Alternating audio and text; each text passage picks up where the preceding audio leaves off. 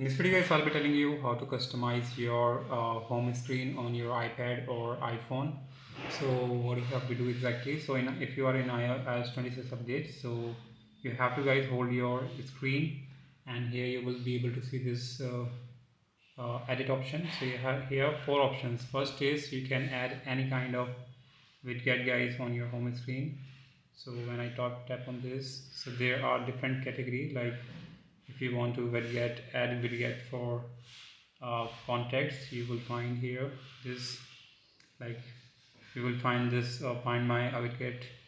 So you can find all kind of widget by category. You can search and add it on your, like I want to add this category, this widget. It's quite useful.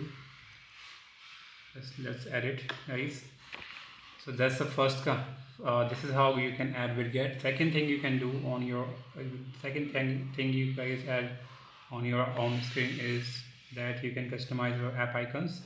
Here are four options: default, dark one, clear, and tinted. So you can choose any of these options guys, and you can see that the effect in clear, your app's icon will be looks transparent. In tinted, you can add different shades of colors in your app icons, and but I like the dark one also, so you can use the dark one. Also you can increase the size of your app icons by tapping on this, and this is the auto one.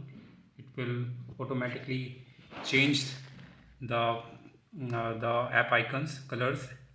So yeah, and effect, hope you like it. And this is the second thing you can do it. Third thing you can do it by, you can edit your wallpaper from here as well. You can change the wallpaper as colors, gradient, or you can add your own image. Fine. So, and the last thing you can do to customize your home screen on your iPad is, or iPhone, is you can edit your pages. So you can edit your pages, like you can remove the apps from your home screen,